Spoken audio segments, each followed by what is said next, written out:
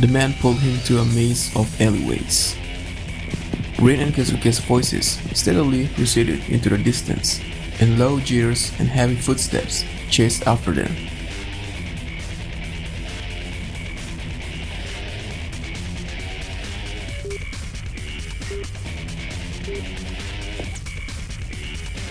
Akira was in the thick of it now.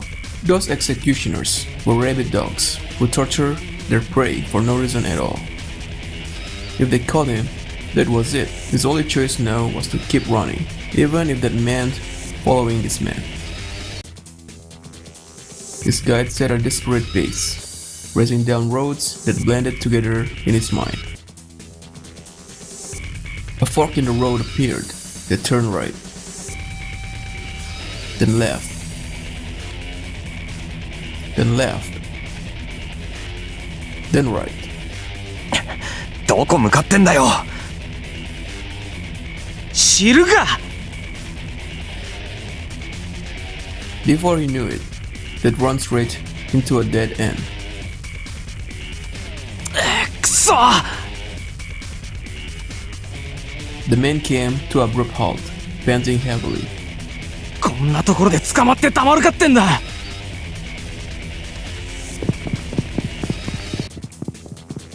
Footsteps approached from behind, giving them no time to rest. The executioners were still in pursuit. At this rate, they'd be caught.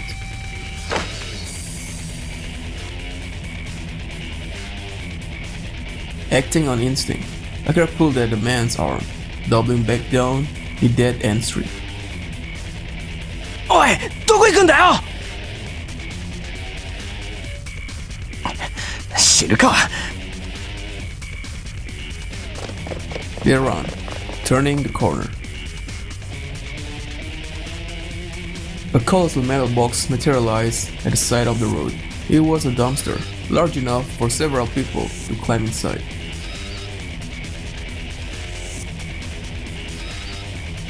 In fact, Akira would not be surprised to find the dumpster already occupied, in a manner of speaking, as public safety declined. Dumpsters such as these had, with growing frequency, taken the place of coffins.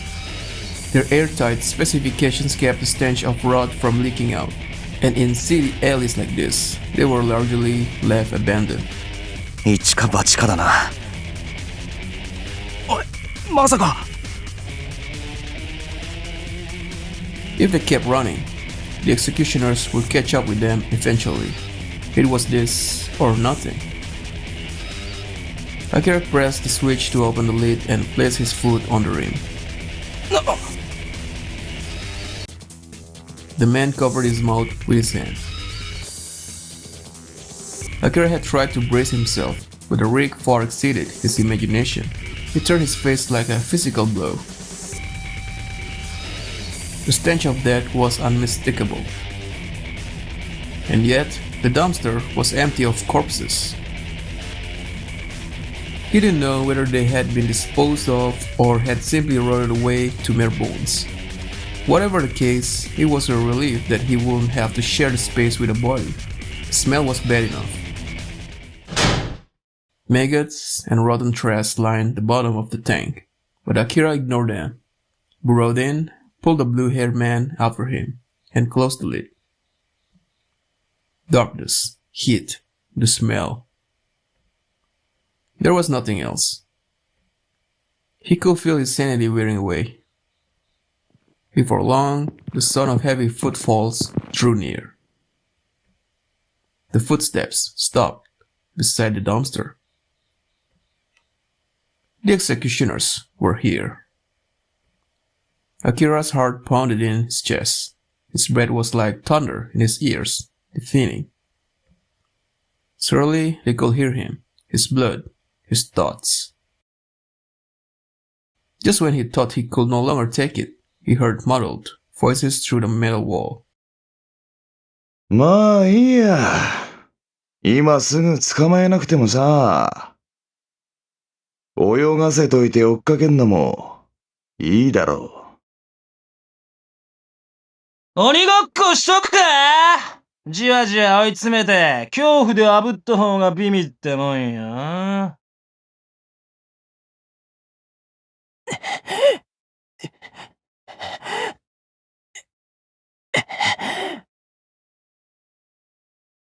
The blue-haired man was breathing like he'd been possessed. To Akira, it sounded like a chant. Go away! Go away! Go away! After holding his breath for what felt like eons, he realized that he could no longer hear the voices. Had they left? He started to rise. Without warning, a loud bang shook the metal compartment. He clenched his jaw to keep his heart from bursting free. Did they know? He slowly sank down again, stifling his breath and straining his ears to catch the slightest sound. But the silence stretched on, and on, and on. Finally, Akira rose once more and slowly, carefully opened the lid. The heat and the nerves were making his palms sweat. He peered through the long, thin crack in the lid, but couldn't detect a human presence.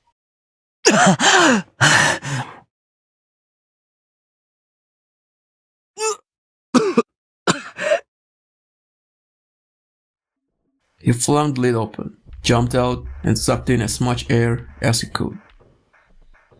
The blue-haired man also dove out, then burst into a fit of coughing. For the first time, the still air of Toshimo tasted like a slice of heaven. While catching his breath, Akira brushed off the garbage stuck to his body, and all but collapsed against the nearby wall. The other man dropped to his knees, deflated. とんでもねえことしやがるな、お前。お前に言われたくない。はっ。The man shrugged his shoulders a bit and let out a barking laugh. 理由は何が？俺をここまで引っ張ってきた理由だ。ああ。The man lifted his head lazily, ignoring Akira's glare, and suddenly held out his hand. ん？タグ返せ。There, Akira remembered that he was carrying the man's tag. He reached automatically toward his jacket pocket, but a thought stopped him short. Why did he have to return it? This man had caused him nothing but trouble. なんだよ。返さないって言ったら？てめえ卑怯だぞ！ルール違反だ！ It was such an impressive display of hypocrisy. Akira couldn't even bring himself to be angry.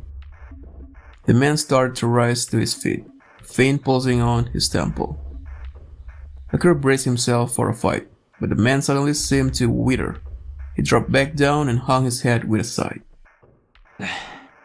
返せよ。それがどうしても必要なんだよ。あれはそんなに大切なものなのか。あれ？タグよりも先に拾っていっただろう。For a moment, the man said nothing. Then, still looking down, he ran both hands through his hair and began to speak. 妹のだ。妹？あ、そうだよ。だから早く返せよ。Sensing more desperation than fury or hate in his gaze, Akira told him to tag with a sigh. From the start, this guy had shown no respect for the rules. He was tagged, and who knew what he might do? It was better to defuse the situation now. And besides, the mention of his little sister had sucked the tension out of the air. The man glared as he caught the tag. He was making no effort to hide his hostility, but he didn't seem about to attack either. お前、もともと CXC にいただろ。Akira looked up, surprised by the question. The man smirked. やっぱりな。だったらなんだよ。道理で見たことあると思ったぜ。お前、ブラスターに参加してただろ。ロストだったが、本名は、アキラ。Now Akira was more than just a little surprised. Even in circles, where the name loss held weight, few knew the name Akira. 俺も CXC にいたんだ。Which meant he had probably fought on the same blaster circuit. Akira sieved through the shallow pool of his memory, but he couldn't recall the face. それで。ああ、初参加で結構いいとこまで行ったんだぜ。タケルって名前、聞いたことねえか。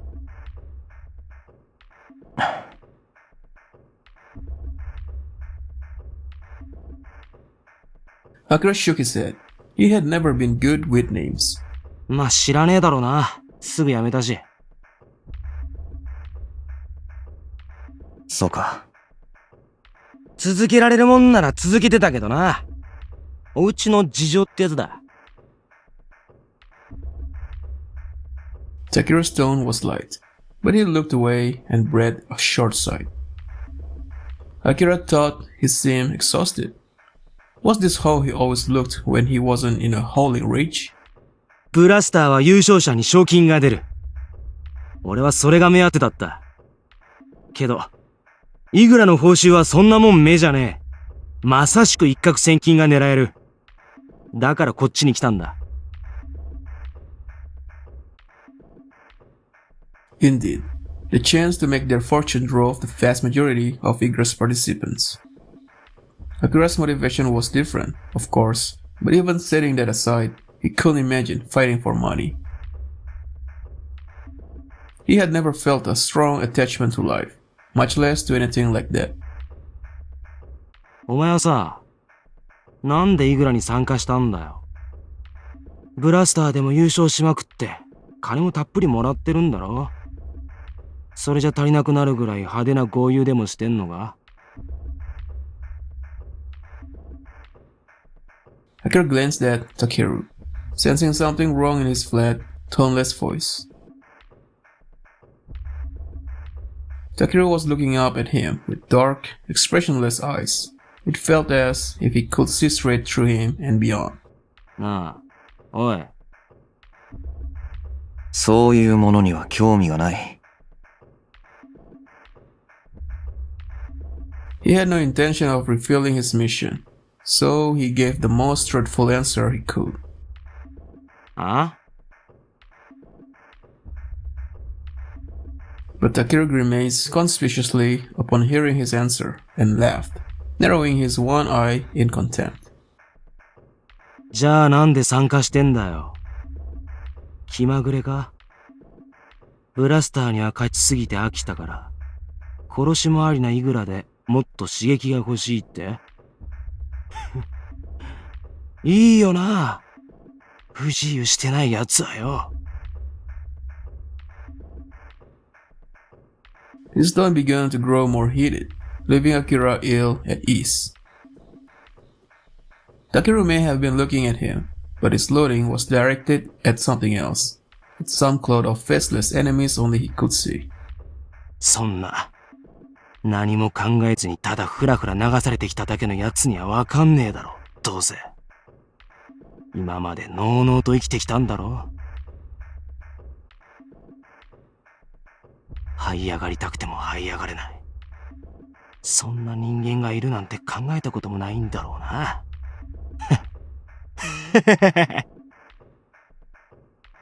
おい。Shoulders shaking, Takeru laughed deep in his throat.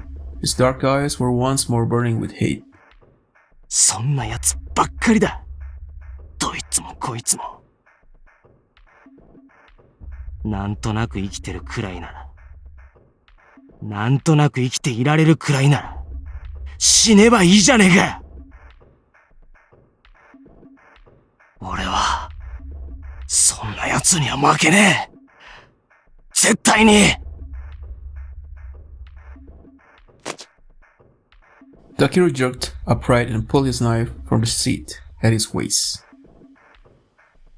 Rage and malice rolled off him in waves. Clearly, the time for talking had passed. Akira threw off his bag and grabbed the hilt of his knife. そう来なくっちゃな。面白くねえ。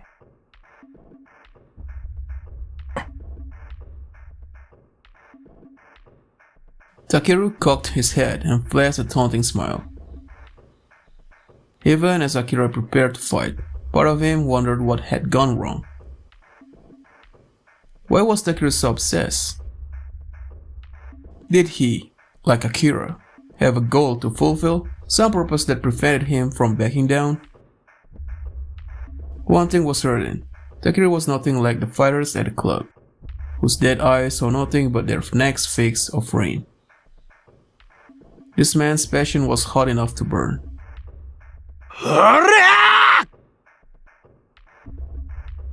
Takeru crouched, preparing to charge. At the exact moment, footsteps approached from the far end of the alley. Had the executioners returned?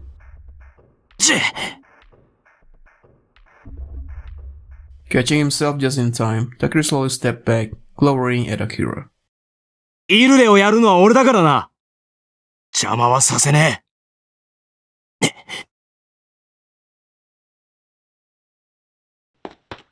With that, he spun and vanished in the blink of an eye.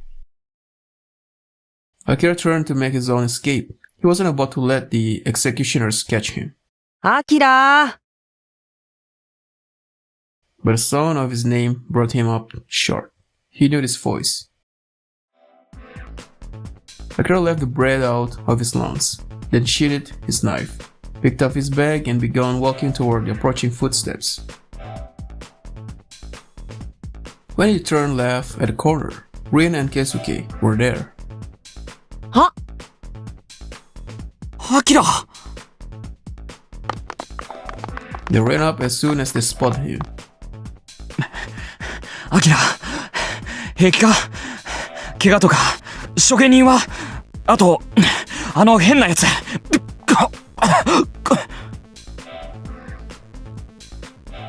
A fit of coughing interrupted Keisuke's barrage of questions.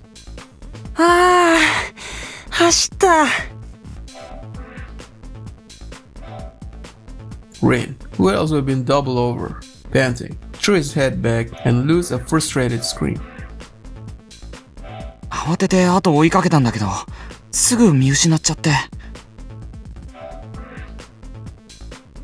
処刑人たちがブー垂れてこの辺から歩いてくるの見えてさ。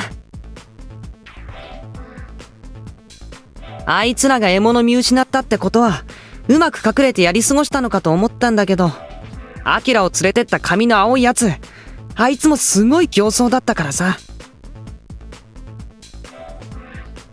そうだ、あいつはいないのか。ああ。そうか。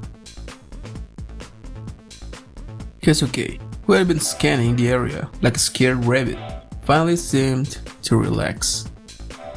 あいつ、どうしてアキラを？そうだよ。なんか鬼みたいな顔して、アキラのこと引っ張ってっちゃったじゃん、あいつ。An image of Takeru cradling his crossroads at the back of Akira's mind. あいつが落とした持ち物を俺が拾ってたんだ。それを取り返したかったらしい。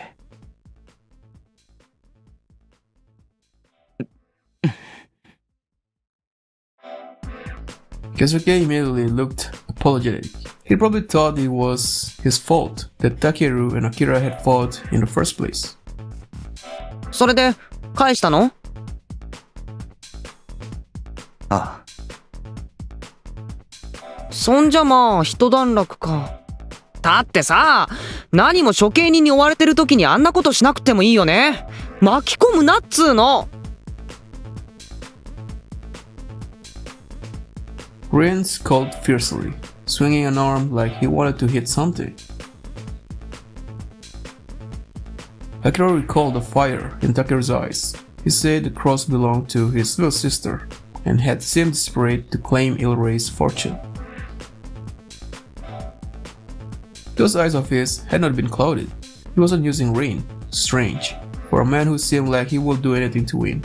But perhaps his reason for fighting in Igura was also what kept him from turning to drugs. Whatever that reason was, it had been enough to force him to quit Blaster, even though his strength was on par with Akira's. With his skills, if he stayed in Blaster, he might have challenged Akira for the championship one day. It was foolish to speculate. There was no point wondering about someone else's business. But the question of what fueled that burning obsession, he couldn't shake it from his mind. 行くよ。聞いてる？アキラ。Akira looked up. He'd been distracted by his thoughts. どこへ？やっぱり聞いてなかった。走ってる時にこけて頭打ったりしたんじゃないの？ While Rin pouted, Keisuke explained. 中立地帯の一つで、この近くにホテルがあるから、そこに行こうって。中立地帯？そうそう、イグラのね。クラブとかと一緒だよ。いろいろと物も補給できるし、連れてってあげる。ゴー。When Akira nodded, Rin spun around and began walking toward the main thoroughfare. 大丈夫？アキラ。ああ。Akira shook his head, attempting to clear it off needless thoughts. This was no time to be worrying about someone else, and yet, the last light of the finishing sun heralded the arrival of night.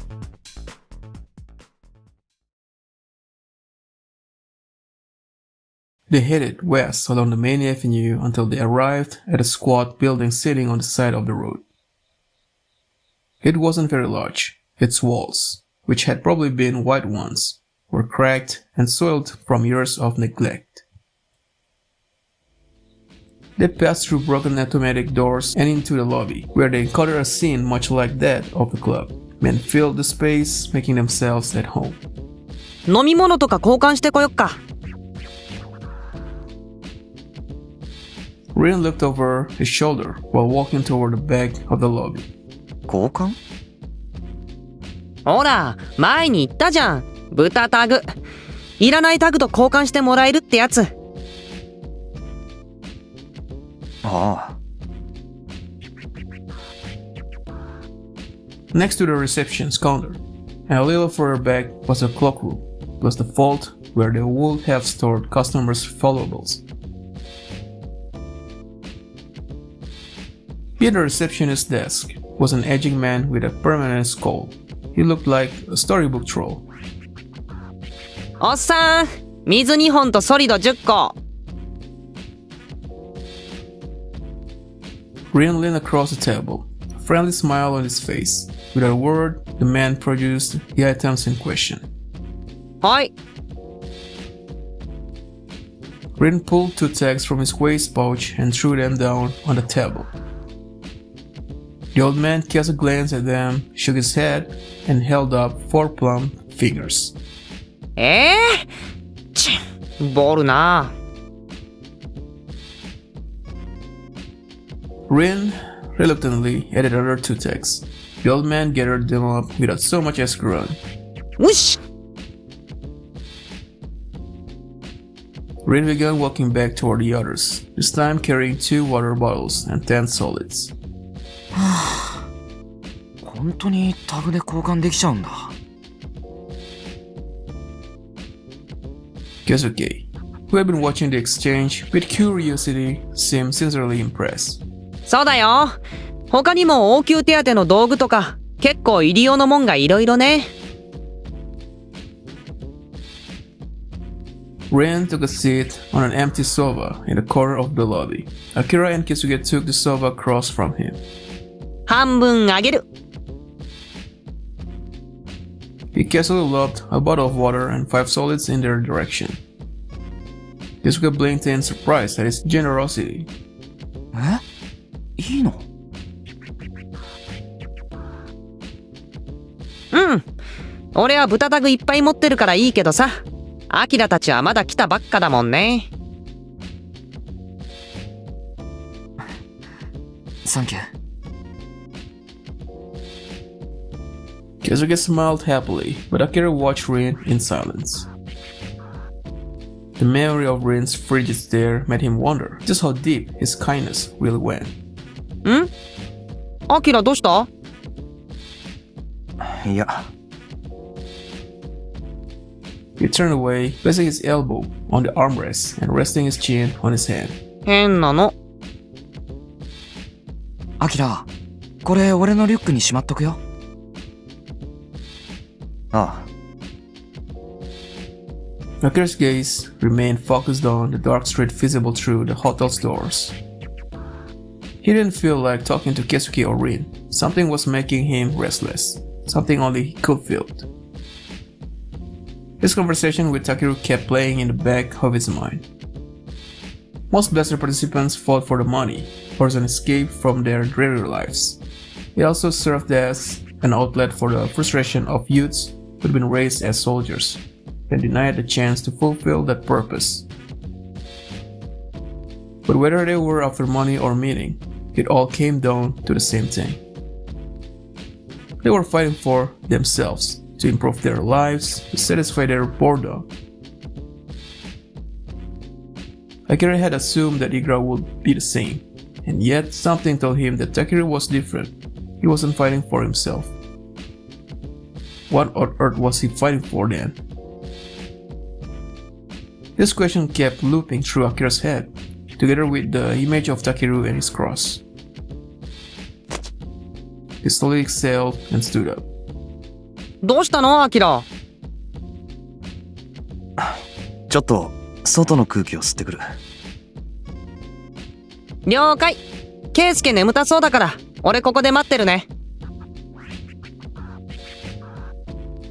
Keisuke's eyelids did indeed seem to be growing heavy. 眠いってほどじゃないんだけど、ちょっと。疲れたんだろ。少し寝てろよ。ごめん。After seeing that Keisuke had closed his eyes, Akira left through the broken doors. Night had come to Toshima, and the air outside was chilly. The air wasn't helping. He still felt restless. All he wanted was for this tightness in his gut to go away. He entered a nearby alleyway and rested against the wall. The cold of concrete seeped in through his jacket. It was sooty. He leaned his head there as well, closing his eyes. After a while, he sensed several people running down the main road. He rose himself to see what was happening. Shiki! Shiki. That's what they said, though he only heard it for a second as they passed him. People were still running from the east side of the street, the side that lay opposite the hotel. It was too dark to see their faces, but he got the sense that they were afraid. Shiki. It sounded like someone's name. Whose? Was there an igra fighter so feared that people would flee him in panic? The thought piqued his interest. It couldn't hurt to check it out, as long as he was careful, and would distract him from his present mood. Akira left the alley and traced the river of fleeing men back the way they'd come.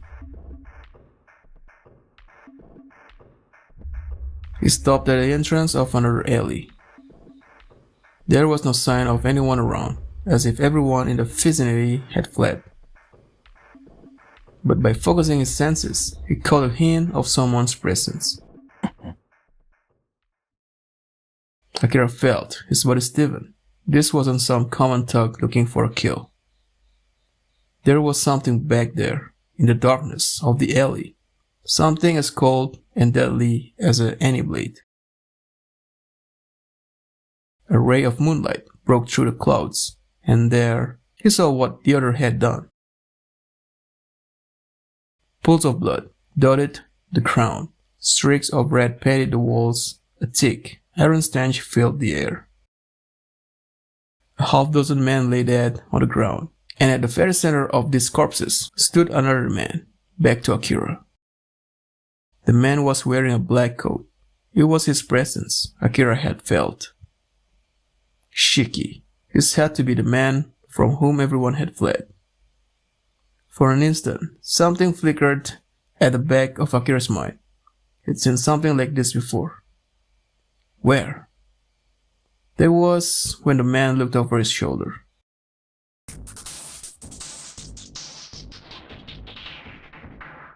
Crimson eyes, redder than blood.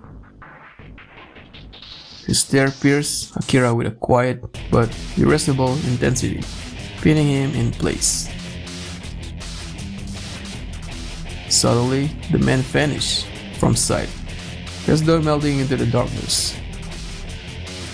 Where had he gone?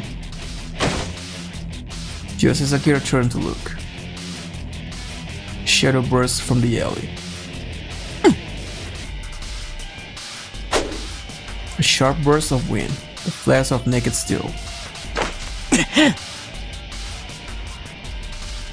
The shock nearly made Akira lose his balance, but somehow he managed to leap back. He hurled away the bag he'd been holding and reached for the knife at his waist. The man in black landed lightly on his toes and charged at Akira for a second time.